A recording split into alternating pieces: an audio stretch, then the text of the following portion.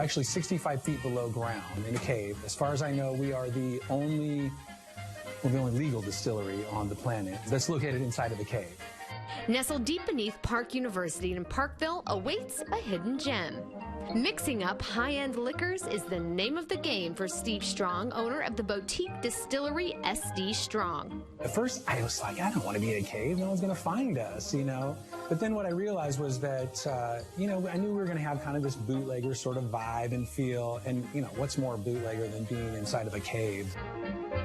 Strong, a former music industry pro, never imagined he would work in a cave, much less a distillery, until a buddy in his band piqued his interest. One of the guys in the band was actually making moonshine in his garage, and my joke to him was like, you live in Kansas City, what are you talking about? You can't make moonshine in Kansas City, and besides, you have all your teeth. But what happened was it got me kind of interested in, the whole thing, and so I kind of looked into it, and next thing you know, I'm like working on mash recipes and things like that. He has now created 3 recipes, starting with their award-winning gin. We call it Pillar 136 because the pillar that holds up our cave is actually Pillar 136.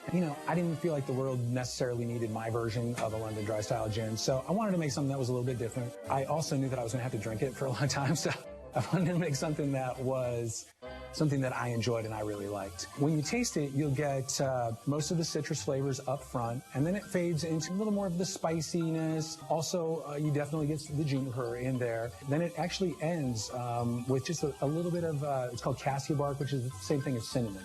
From gin to barrel-aged whiskey? What we're making here today is rye whiskey, and it will be about 2/3 rye, and then not quite a third of malted barley is what we use.